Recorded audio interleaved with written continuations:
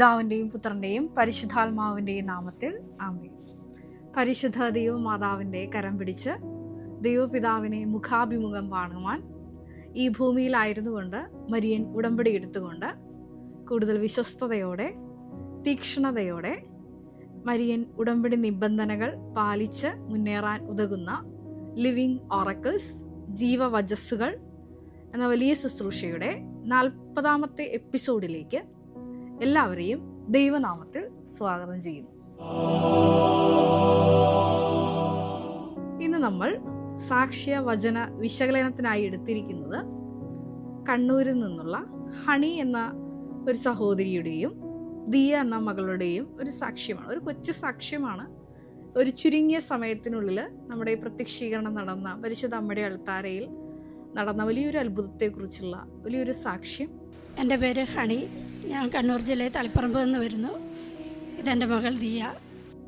പക്ഷേ ഒരുപാട് കാര്യങ്ങൾ ഈ സാക്ഷ്യം നമുക്ക് മുമ്പിൽ തുറന്നിടുന്നുണ്ട്. നമ്മുടെ ചിന്തകളെ പലതരത്തിലേക്ക് ദൈവവുമായിട്ട് അടുപ്പിക്കുന്ന, അതുമല്ലെങ്കിൽ പരിശുദ്ധ അമ്മയുടെ ആ വലിയ സാമീപ്യം അനുഭവിച്ചറിയുവാൻ നമ്മളെ സഹായിക്കുന്ന വലിയൊരു സാക്ഷ്യ ദൈവാനുഭവമാണിത്. ഞാൻ സാധാരണ എപ്പോഴും പറയാറുള്ളത് പോലെ ഞാനൊരു സാക്ഷ്യം തിരഞ്ഞെടുക്കാൻ നേരത്തെ ഒരു സ്വർഗത്തിൻ്റെ കണ്ടന്റ്, അതുമല്ലെങ്കിൽ പരിശുദ്ധ അമ്മയുടെ വലിയ വെളിപ്പെടുത്തൽ, ദൈവപിതാവിൻ്റെ നേരിട്ടുള്ള സന്ദേശം, അങ്ങനെയുള്ളൊരു സാക്ഷ്യങ്ങളാണ് ഞാൻ ഈ ലിവിങ് ഓറക്കിൾ ശുശ്രൂഷയ്ക്ക് എടുക്കാറുള്ളത്. അതുപോലുള്ളൊരു സാക്ഷ്യമാണ് ഇതും. ഈ ഒരു സാക്ഷ്യം ആരംഭിക്കുന്നത് തന്നെ ഈ അമ്മ ഈ മകളുടെ വലിയൊരു ദൈവാനുഭവം പറഞ്ഞുകൊണ്ടാണ്, മറ്റൊന്നുമല്ലാതെ. ദൈവാനുഭവം ഇതാണ്. ഇവിടെ ഉടമ്പടി എടുക്കാൻ കാരണം എൻ്റെ മകൾക്ക് ചെറുതിലെ സ്കൂളിൽ 5ാം ക്ലാസ്സിൽ പഠിക്കുമ്പോൾ തൊട്ടേ എപ്പോഴും തലവേദനയും തലകറക്കമൊക്കെ ആയിരുന്നു. സ്കൂളിൽ നിന്ന് ടീച്ചേഴ്സ് എപ്പോൾ എന്നെ വിളിക്കുമായിരുന്നു. ഞങ്ങൾ ഡോക്ടർമാരെ കൊണ്ട് കാണിച്ചപ്പോൾ ഒരു കുഴപ്പമില്ല എന്ന് പറഞ്ഞു. അങ്ങനെ സ്കൂളിൽ കണ്ണിൻ്റെ ഡോക്ടർ വന്നപ്പോൾ അവളെ ടെസ്റ്റ് അവർ നോക്കിയിട്ട് പറഞ്ഞു, മോൾക്ക് ഒരു കണ്ണിന് കാഴ്ചക്കുറവുണ്ടെന്ന് പറഞ്ഞു. അങ്ങനെ ഞങ്ങൾ അവളെ വേറെ ഹോസ്പിറ്റലിൽ കൊണ്ട് കാണിച്ചപ്പോൾ അവിടുത്തെ ഡോക്ടർ പറഞ്ഞു, ഇവൾ ഒരു കണ്ണിൽ മാത്രമേ ഉപയോഗിക്കുന്നുള്ളൂ, മറ്റേ കണ്ണ് ഉപയോഗിക്കുന്നില്ല. അതുകൊണ്ട് 99% ഉള്ള കണ്ണിൻ്റെ കാഴ്ചശക്തി പോയി എന്ന് ഡോക്ടർ പറഞ്ഞു. ഈ ഒരു ദുരിതത്തിലൂടെയും മകള് 5ാം ക്ലാസ് മുതൽ കടന്നുപോയിക്കൊണ്ടിരിക്കുന്നതാണ്. അങ്ങനെ ഇരിക്കെയാണ് ഇപ്പോൾ ഈ മകൾ സാക്ഷ്യം പറയുമ്പോൾ ഈ മകൾ പഠിക്കുന്നത് 7ാം ക്ലാസ്സിലാണ്. അങ്ങനെയാണ് കണ്ണൂരിൽ നിന്ന് ഈ അമ്മ ഇവിടെ വന്ന് കൃപാസനത്തിൽ വന്ന് ഈ മകളുടെ പ്രത്യേകമായിട്ടുള്ള ഈ നൊമ്പരം മരിയൻ ഉടമ്പടിയിൽ ഒരു വിഷയമായിട്ട് എഴുതിയിട്ട് പ്രാർത്ഥിക്കുന്നത്. ഇത് പ്രത്യക്ഷീകരണ സന്നിധാനത്തിൽ ദിവ്യബലിയിൽ പങ്കെടുത്ത് പ്രാർത്ഥിച്ചുകൊണ്ടിരുന്നപ്പോൾ ഉണ്ടായ വലിയൊരു ദൈവിക ഇടപെടൽ കൂടിയാണ്. സാക്ഷ്യ ദൈവാനുഭവം ഈ അമ്മ പറയുന്നത് ഇപ്രകാരമാണ്.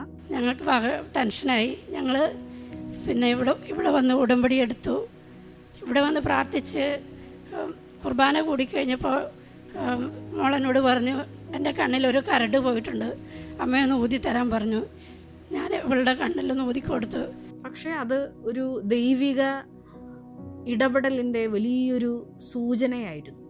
നമ്മൾ പഴയ നിയമത്തിൽ തോബിത്തിന് ആ കയ്പ പുരട്ടിയപ്പോൾ കാഴ്ച ലഭിച്ചതുപോലെ പുതിയ നിയമത്തിൽ നമുക്കറിയാം സാവൂളിന് ഒരു ചെതുമ്പൽ പോലുള്ള ഒന്ന് അഴിഞ്ഞു വീണ് കാഴ്ച പ്രാപിച്ചതുപോലെ അങ്ങനെയുള്ള ഒരു വലിയ ദൈവാനുഭവം. ഈ മകൾ പറയുന്നത് ഒരു കരട് വീണു എന്നാണ്. പക്ഷേ ആ ഒരു സംഭവത്തിന് ശേഷം, ആ ഒരു ദിവ്യബലിക്ക് ശേഷം, പ്രത്യക്ഷീകരണ സന്നിധാനത്തിൽ നടന്ന ആ ദിവ്യബലിയുള്ള പ്രാർത്ഥനയ്ക്ക് ശേഷം ഈ മകൾക്ക് പൂർണ്ണ സൗഖ്യമാണ് ഈ കണ്ണിന് കിട്ടുന്നത്. വലിയൊരു അത്ഭുതമാണ്. പരിശുദ്ധ ദൈവമാതാവ് നേരിട്ട് വന്നാണ് ഈ മകളുടെ വിഷയത്തിൽ ഇടപെടുന്നത്. പിന്നെ ഇപ്പോൾ ഭയങ്കരമായി പെട്ടെന്ന് കരഞ്ഞു. ഞാൻ പറഞ്ഞു, കരയണ്ട, നീ മാതാവിനോട് പ്രാർത്ഥിച്ചോ, നിനക്ക് മാതാവ് കാഴ്ച തരുമെന്ന് പറഞ്ഞു. അപ്പോൾ ഇവളെന്നോട് പറഞ്ഞു, എനിക്ക് ഈശോയും മാതാവിനെയും വ്യക്തമായിട്ട് കാണാൻ സാധിക്കുന്നുണ്ട് എന്ന് പറഞ്ഞു.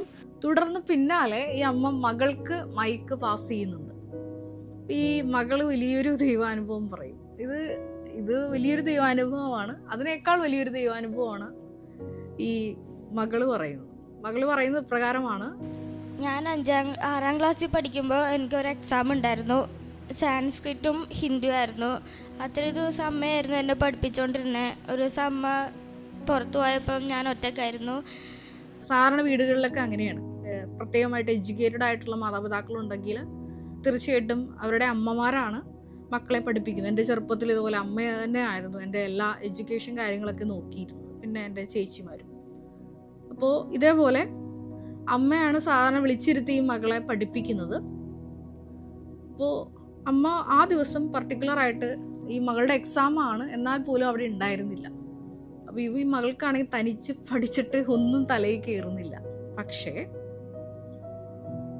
2 കൊരിന്തോസ് 12:10 തിരുവചനം അനുസരിച്ച് എല്ലാ ബലഹീനതകളിലും ഒരു വാതിൽ ദൈവം നമുക്കായിട്ട് ഓപ്പൺ ചെയ്തിട്ടുണ്ട്. അത് ദൈവത്തിൻ്റെ ശക്തി എന്നുള്ള ഒരു വലിയ വാതിലാണ്.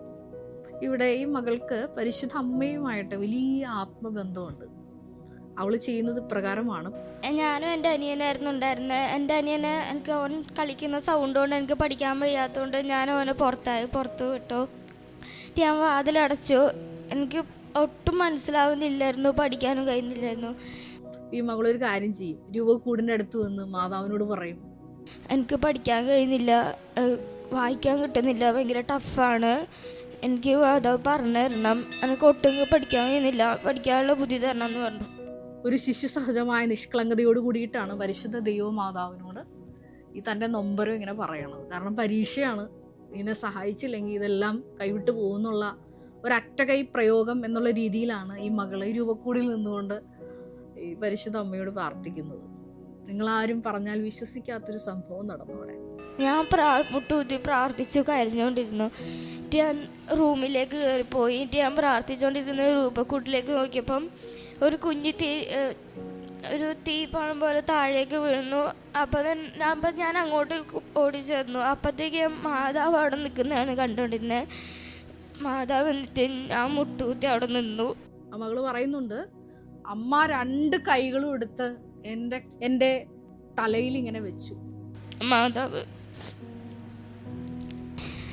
എൻ്റെ തലയിൽ തൊട്ട് എന്നെ അനുഗ്രഹിച്ചു. എൻ്റെ തല ഫുള്ള് മാതാവിൻ്റെ കൈയായിരുന്നു.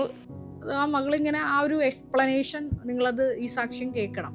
എൻ്റെ താഴെ ഈ സാക്ഷ്യം പിൻ ചെയ്യുന്നുണ്ട്. പരിശുദ്ധ മാതാവ് എങ്ങനെയാണ് തൻ്റെ മക്കളെ സന്ധിക്കുന്നത്. അമ്പരത്തോടെ ആഗ്രഹത്തോടെ പ്രാർത്ഥിക്കുന്ന മക്കൾക്ക് പരിശുദ്ധ അമ്മ കുഞ്ഞുങ്ങൾക്ക് പ്രത്യക്ഷപ്പെടുന്ന. ഇതിനു മുമ്പ് ഒരുപാട് കുഞ്ഞുങ്ങളാണ് പരിശുദ്ധ അമ്മയെ കണ്ടു, ഈശോയെ കണ്ടു എന്നൊക്കെ ഇവിടെ അൾത്താരയിൽ സാക്ഷ്യം പറഞ്ഞിരിക്കുന്നു. അത്തരത്തിലൊരു സാക്ഷ്യം കൂടിയാണിത്. ഈ മകള് പറയുന്നുണ്ട്, എൻ്റെ ദേഹം ആകെ ഇങ്ങനെ തണുത്തുറഞ്ഞുപോയി. ഭയങ്കര തണുപ്പൊക്കെ ആയിരുന്നു. എനിക്ക് കയ്യും കാലൊക്കെ വിറത്ത് തണുത്തിരിക്കുമായിരുന്നു. അപ്പത്തേക്ക് ഞാൻ ഓടിപ്പോയി. അപ്പത്തേക്ക് മാതാവ് അവിടുന്ന് പോയായിരുന്നു. തുടർന്ന് ഈ ഒരു പ്രത്യക്ഷീകരണത്തെ സാധൂകരിക്കുന്ന ദൈവാനുഭവം ഈ മകളുടെ ജീവിതത്തിൽ ഉണ്ടാകുന്നു. എക്സാം കഴിഞ്ഞു. ഈ മകൾ പറയുന്നുണ്ട്, ഈ ഔട്ട് ഓഫ് 24-25 മാർക്സ് ആണ്. അതായത് ഈ സാൻസ്ക്രിറ്റിനും ഹിന്ദിക്കും ഈ മകൾക്ക് ഒന്നും അറിയില്ലാത്ത സബ്ജക്ട്സിന് പരിശുദ്ധ അമ്മ തന്നെ പകർന്നു കൊടുത്ത ജ്ഞാനത്താൽ ഈ മകള് പോയി എഴുതിയപ്പോൾ കിട്ടിയത്.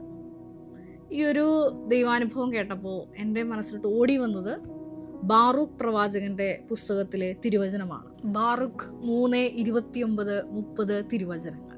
ആരാണ് സ്വർഗത്തിൽ കയറി അവളെ പിടിച്ച് മേഘത്തിൽ നിന്ന് താഴെ കൊണ്ടുവരുന്നത്? സമുദ്രം കടന്ന് അവളെ കണ്ടുപിടിച്ചത് ആര്? തനി സ്വർണം കൊടുത്ത് ആര് അവളെ വാങ്ങും? ബാറൂഖ് 3:29 തിരുവചനം ജ്ഞാനത്തെ അടിസ്ഥാനപ്പെടുത്തിയുള്ള തിരുവചനമാണ്. ആരാണ് സ്വർഗത്തിൽ കയറി മേഘത്തിൽ നിന്ന് അവളെ പിടിച്ചിറക്കി താഴേക്ക് കൊണ്ടുവരുന്നത്? ഈ മകൾ പ്രാർത്ഥിച്ചതും അമ്മയോട് പ്രാർത്ഥിച്ചതും അത് തന്നെയാണ്. അമ്മേ, എനിക്ക് പഠിക്കാൻ പറ്റുന്നില്ല, നീ ജ്ഞാനം തരണം, നീ എന്നെ പഠിപ്പിച്ചു തരണം. തുടർന്നുള്ള തിരുവചന ഭാഗങ്ങളിൽ ബാറൂഖ് പ്രവാചകന്റെ പുസ്തകത്തിൽ തന്നെ നമ്മൾ ഇപ്രകാരം വായിക്കുന്നുണ്ട്. ബാറൂഖ് 3:36-37 തിരുവചനങ്ങൾ. അവിടുന്ന് അറിവിലേക്കുള്ള എല്ലാ വഴികളും കണ്ടെത്തി അവളെ തൻ്റെ ദാസനായ യാക്കോബിന് താൻ സ്നേഹിച്ച ഇസ്രായേലിന് കൊടുത്തു. അനന്തരം അവൾ ഭൂമിയിൽ പ്രത്യക്ഷപ്പെടുകയും മനുഷ്യരുടെ ഇടയിൽ വസിക്കുകയും ചെയ്തു. അതെ, താൻ സ്നേഹിച്ച ഇസ്രായേലിന് അവളെ കൊടുത്തു, മനുഷ്യരുടെ ഇടയിൽ അവൾ നിലയുറപ്പിച്ചു. ഈ ഒരു സാക്ഷ്യ ദൈവാനുഭവം ഈ മകളുടെ കേട്ടപ്പോൾ എൻ്റെ മനസ്സിലോട്ട് ഓടി വന്നൊരു വചനമാണ്. വളരെ നിഷ്കളങ്കരമായ രീതിയിൽ ദൈവത്തെ അന്വേഷിച്ചപ്പോൾ ദൈവം ജ്ഞാനത്തിൻ്റെ വാതിൽ, അത് ബോധജ്ഞാനത്തിൻ്റെ സിംഹാസനമായ പരിശുദ്ധ അമ്മ പ്രത്യക്ഷപ്പെട്ടുകൊണ്ട് ജ്ഞാനത്തെ പകർന്നു കൊടുത്ത വലിയൊരു ദൈവാനുഭവം. ഇങ്ങനെ മേഘത്തിൽ നിന്ന് ഈ ജ്ഞാനത്തെ, ദൈവിക ശക്തിയെ പിടിച്ചിറക്കി കൊണ്ടുവരാൻ ഈ മകൾക്ക് കഴിഞ്ഞത് എങ്ങനെയാണ്? അതുമല്ലെങ്കിൽ താൻ സ്നേഹിച്ച ഇസ്രായേലിന്, അതുമല്ലെങ്കിൽ ഈ ദിയ എന്ന കുഞ്ഞുമകൾക്ക് ദൈവീക ജ്ഞാനം പകർന്നു കൊടുക്കാൻ, സ്നേഹിച്ച ഈ മകൾക്ക് ഇസ്രായേലിന് പകർന്നു കൊടുക്കാൻ കാരണം എന്താണ്? അതിൻ്റെ ഉത്തരം ജെറമിയ പ്രവാചകന്റെ പുസ്തകത്തിലുണ്ട്. ജെറമിയ പ്രവാചകന്റെ പുസ്തകം 29-ാം അധ്യായം 13-14 തിരുവചനങ്ങൾ.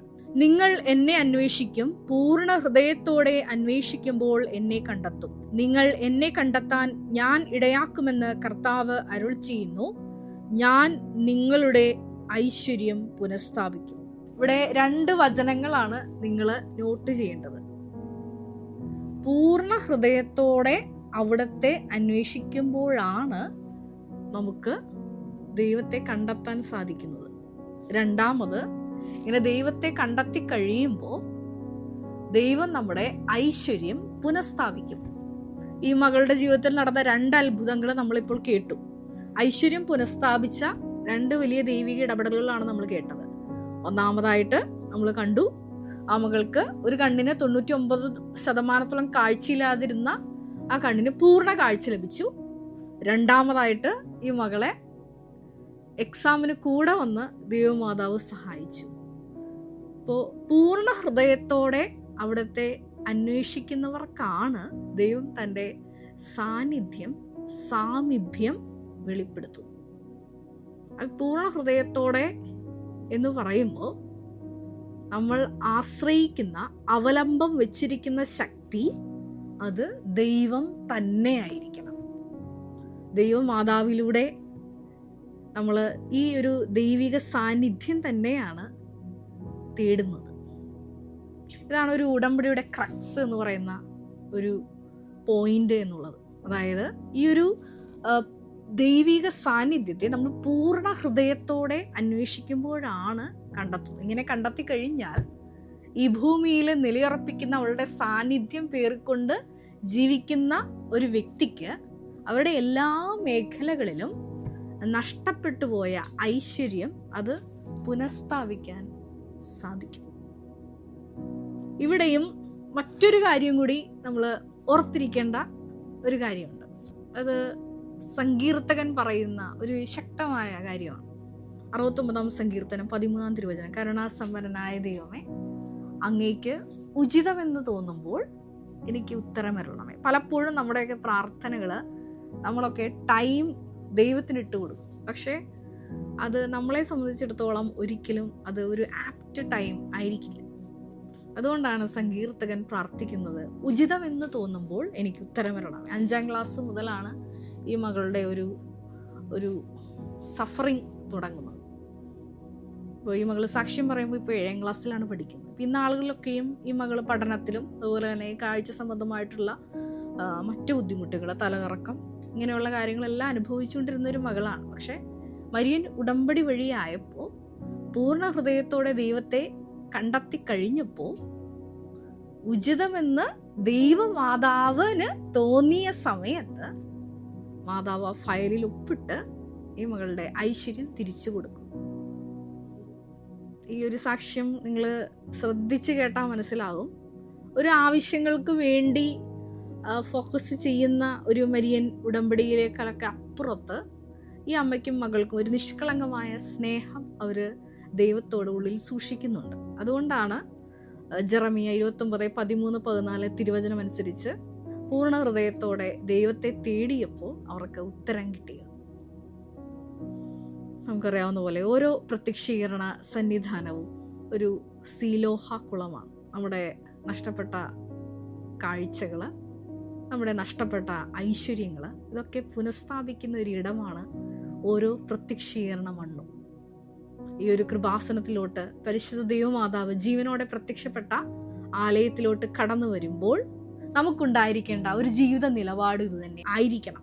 അതായത് പൂർണ്ണ ഹൃദയത്തോടെ, മറ്റൊന്നിലും അവലംബം വെക്കാതെ, നീ തന്നെയാണ് എൻ്റെ ശരണം. മറ്റു വ്യക്തികളോ, ഞാൻ ആർജിച്ചെടുത്ത എൻ്റെ കപ്പാസിറ്റികളോ, എൻ്റെ ക്വാളിഫിക്കേഷൻസോ, എൻ്റെ ധനമോ പണമോ പ്രസക്തിയോ, ഇതൊന്നും നമ്മൾ അവലംബമാക്കരുത്.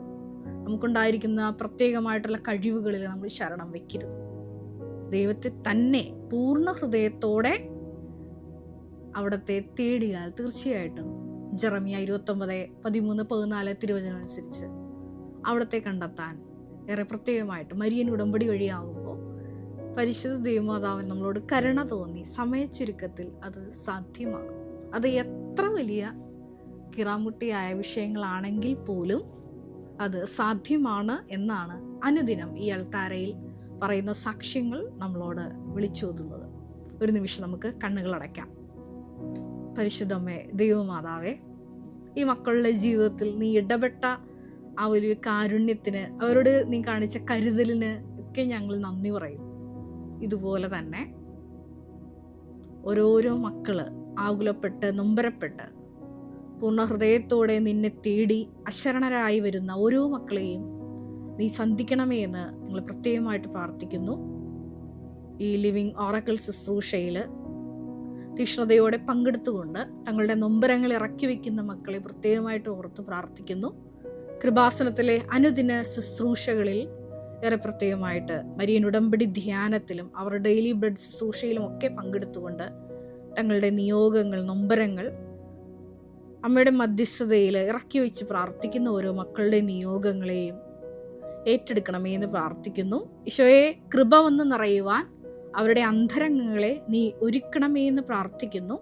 ഒരുക്കമുള്ള ഒരു ഹൃദയം നൽകി ആ മക്കളെ നീ നിന്റെ കൃപയ്ക്ക് പാത്രമാക്കണമേ എന്നും ഞങ്ങൾ പ്രാർത്ഥിക്കുന്നു. കർത്താവായ ക്രിസ്തു വഴി ഞങ്ങൾ സമർപ്പിക്കുന്ന പ്രാർത്ഥന കേട്ടുകൊള്ളണമേ. Ave Maria.